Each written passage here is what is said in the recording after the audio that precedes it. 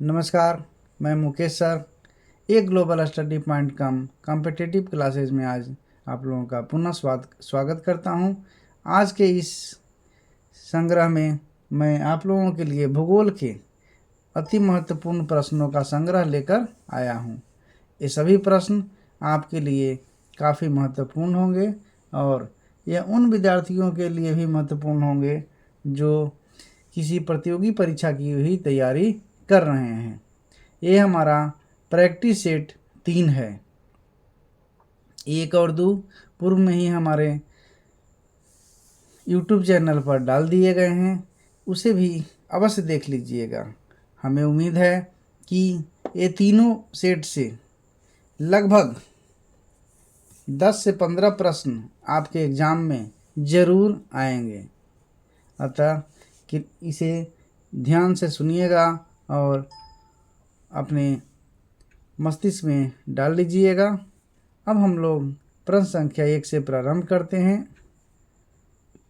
प्रश्न संख्या 1 में कह रहा है, मानव सूचकांक विकास सूचकांक में विश्व के निम्नलिखित देशों में से किसकी कोटि उच्चतम है। तो विद्यार्थियों, मानव विकास सूचकांक में विश्व के निम्न देशों में सबसे उच्चतम कोटि जो है स्विट्जरलैंड का है। और मानव विकास से संबंधित कुछ अन्य जानकारी भी प्राप्त कर लेते हैं। 2022 के अनुसार स्विट्जरलैंड 0.962 SDI मान के साथ प्रथम स्थान पर है। इस सूचकांक का निर्धारण संयुक्त राज्य में विकास कार्यक्रम UNDP के द्वारा किया जाता है। वहीं भारत की स्थिति 191 देशों में तो 132वां है। अब अगला प्रश्न, भारत का सबसे लंबा राष्ट्रीय राजमार्ग कौन है। तो भारत का सबसे लंबा राष्ट्रीय राजमार्ग जो है NH-44 है।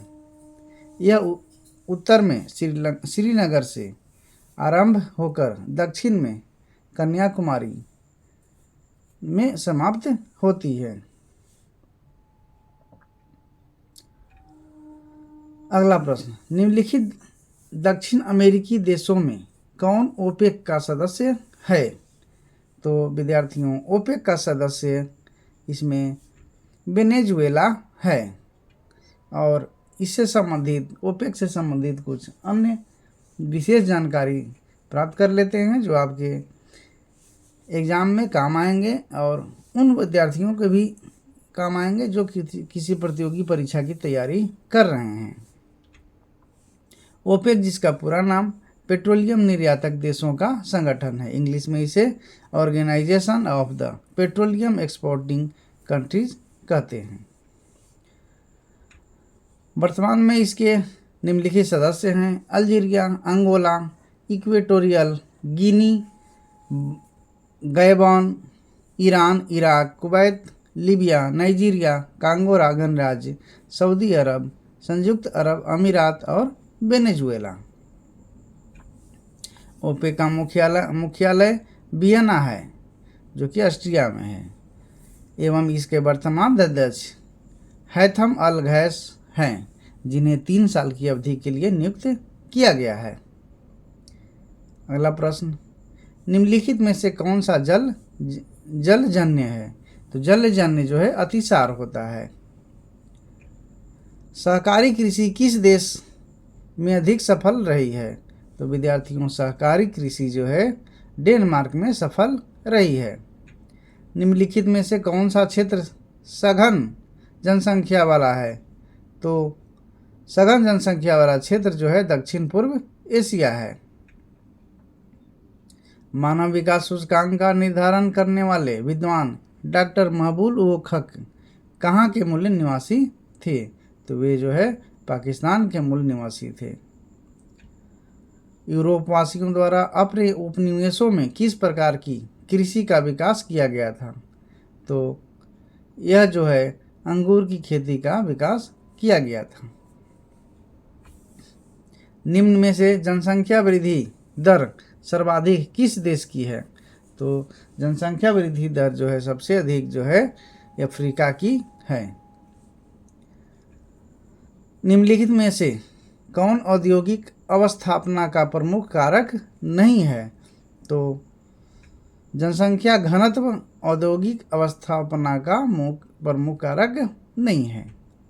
किसी झील के चारों ओर बसा अधिवास किस प्रतिरूप में आएगा? तो झील के चारों ओर बसा अधिवास जो है वृत्ताकार रूप में आएगा।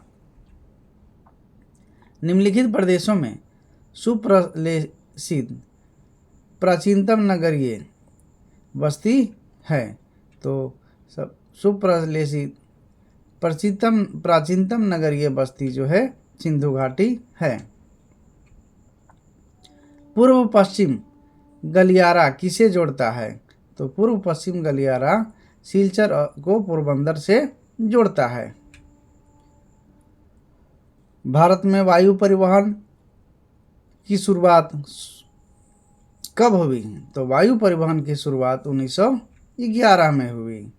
यह जो है इलाहाबाद से नैनी तक लगभग 10 किलोमीटर की दूरी हेतु वायु डाक परिचालन संपन्न किया गया था। भारतीय रेल प्रणाली को कितने मंडलों में विभाजित किया गया है? तो इसे जो है 16 मंडलों में विभाजित किया गया है। प्रादेशिक नियोजन का विशिष्ट लक्षण क्या है? तो प्रादेशिक नियोजन का विशिष्ट लक्षण जो है आर्थिक व्यवस्था में विभिन्न सेक्टरों का विकास। निम्नलिखित में से किसे कर्तन दहन कृषि भी कहते हैं? तो कर्तन दहन कृषि जो है आदिम निर्वाह कृषि को कहते हैं। निम्नलिखित में से कौन विरल जनसंख्या वाला क्षेत्र है? तो विरल जनसंख्या वाला क्षेत्र पश्चिमी ऑस्ट्रेलिया है। निम्नलिखित में कौन जनसंख्या के कार्यशील आयु वर्ग का प्रतिनिधित्व करती है? तो 15 से 59 वर्ष की आयु वर्ग का जनसंख्या जो है कार्यशील आयु वर्ग के प्रतिनिधित्व करती है। रेल मार्ग के जल का सघनतम घनत्व क्या है? तो रेल मार्ग के सघनतम घनत्व जो है संयुक्त राज्य अमेरिका है। रेल मार्ग के जाल का, जल का नहीं है यहाँ पर, रेल मार्ग के जाल का है। इसे जाल पढ़ लीजिएगा। अगला प्रश्न, पर्वतीय प्रदेशों में किस प्रतिरूप का अधिक वास पाया जाता है? तो यह सीढ़ीनुमा प्रतिरूप का अधिवास पाया जाता है। निम्नलिखित में कौन सांस्कृतिक नगर है? तो सांस्कृतिक नगर जो है लंदन है।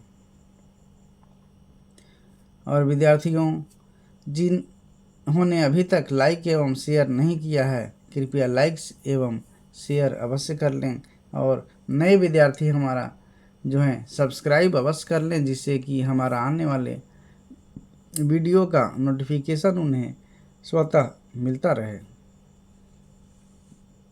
अब आगे अगला प्रश्न में चलते हैं। निम्नांकित में कौन द्वितीय क्रियाकलाप नहीं है? तो द्वितीय क्रियाकलाप जो है मछली पकड़ना नहीं है, जो कि मछली पकड़ना जो है प्रथम क्रियाकलाप में आता है। ट्रांस महाद्वीप स्टुअर्ट महामार्ग निम्न में से किन्हें जोड़ता है? तो यह जो है डार्विन को मेलबोर्न से जोड़ता है। भारतीय रेल की शुरुआत कब हुई? तो भारतीय रेल की शुरुआत जो है 1853 में हुई थी। 16 अप्रैल 1853 को लॉर्ड डलहौजी को समर्पित भारत में बोरी बंदर बॉम्बे से ठाणे के बीच लगभग 24 किलोमीटर तक फैली पहली रेल लाइन को यात्री ट्रेनों के लिए खोल दिया गया था। 14 कैरिज इस ट्रेन को 3 भाप इंजनों द्वारा चलाया गया। साहिब, सिंध और सुल्तान, ये तीनों भाप इंजन के नाम हैं। आगे, निम्नलिखित में कौन मानव और पर्यावरण के बीच अन्योन्य क्रिया का सर्वाधिक महत्वपूर्ण कारक है? तो यह जो है प्रौद्योगिकी जो है सर्वाधिक महत्वपूर्ण कारक है। प्रौद्योगिकी। आगे, नदी के सहारे बसा गांव किस प्रतिरूप में आएगा? तो नदी के सहारे बसा गांव जो है रेखीय प्रतिरूप में आएगा। निम्नलिखित में कौन पश्चिमी भारत की नदी बेसिन है? तो पश्चिमी भारत की नदी बेसिन जो है माही है, माही बेसिन। हथकरघा उद्योग कौन सा उद्योग है? तो हथकरघा उद्योग जो है कुटीर उद्योग है। उच्च परिणाम और स्तर वाले अन्वेषण से संबंधित क्रियाकलापों को किस श्रेणी में रखा गया है? तो इसे जो है द्वितीय श्रेणी में रखा गया है। विद्यार्थियों, आगे इस प्रश्न का उत्तर जानने से पूर्व हम आपसे पुनः निवेदन करते हैं कि कृपया जो है आप लाइक एवं शेयर अवश्य कर लें। और एक और अनुरोध है कि हमारा इस वीडियो के साथ साथ इसका पार्ट 1 मतलब प्रैक्टिस सेट 1 और प्रैक्टिस सेट 2 दोनों देख लीजिएगा। ये तीनों सेट जो है आप लोगों के लिए महत्वपूर्ण है, चाहे वो बोर्ड का 12वीं बोर्ड का एग्ज़ाम दे रहे हों या कोई प्रतियोगी परीक्षा की तैयारी कर रहे हों। उन सबों के लिए ये प्रश्न, ये सेट जो है तीनों सेट काफ़ी उपयोगी हैं। दोनों का लिंक जो है डिस्क्रिप्शन बॉक्स में डाल दिया गया है, आप इसे बस देख लीजिएगा। अब आगे चलते हैं। निम्नलिखित में से किस खनिज को भूरा हीरा कहा जाता है? तो भूरा हीरा लिग्नाइट को कहा जाता है। वेलाडीला लौह अयस्क क्षेत्र किस राज्य में अवस्थित है? तो यह जो है छत्तीसगढ़ में अवस्थित है। केंदुझर मैग्नीज क्षेत्र किस राज्य में स्थित है? तो केंदुझर मैग्नीज क्षेत्र जो है उड़ीसा में अवस्थित है। विजाग का संबंध किस उद्योग से है? तो विजाग का संबंध लौह इस्पात उद्योग से है। बुंदेलखंड में किस प्रकार की बस्तियां पाई जाती हैं? तो बुंदेलखंड में जो है गुच्छित बस्तियां पाई जाती हैं। गाजियाबाद एक उदाहरण है। तो गाजियाबाद जो है सैटेलाइट अनुषंगी नगर का उदाहरण है। ज्वार उत्पादन में अग्रणी राज्य कौन है? तो ज्वार उत्पादन में अग्रणी राज्य जो है महाराष्ट्र है। हरित क्रांति में किस फसल का सर्वाधिक उत्पादन हुआ था? तो हरित क्रांति में जो है गेहूं का सर्वाधिक उत्पादन हुआ था। भारत में चाय की खेती कहाँ से आरंभ हुई थी? तो भारत में चाय की खेती जो है ब्रह्मपुत्र घाटी से आरंभ हुई थी। भद्रावती का संबंध किससे है? तो भद्रावती का संबंध जो है लौह इस्पात से है।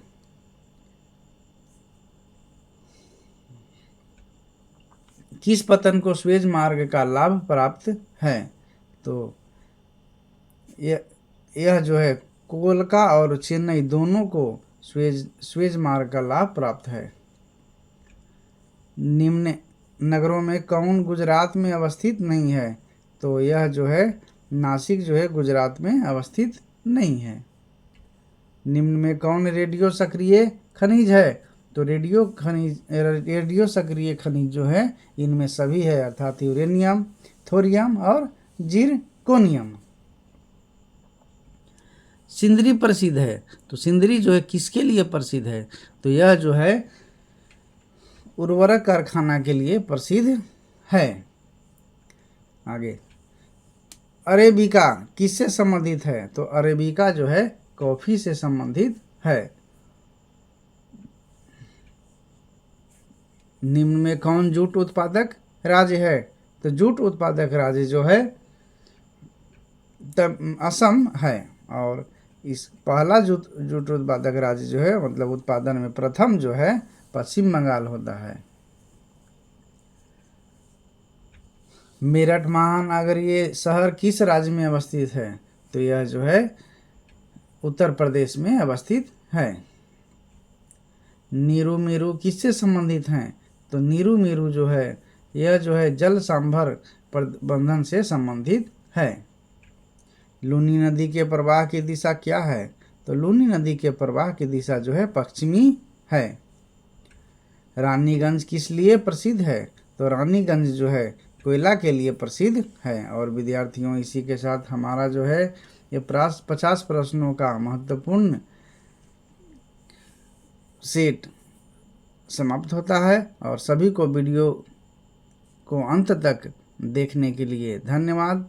और आगे भी हमारा जो है इसी तरह का अति महत्वपूर्ण प्रश्नों का संग्रह आता रहेगा।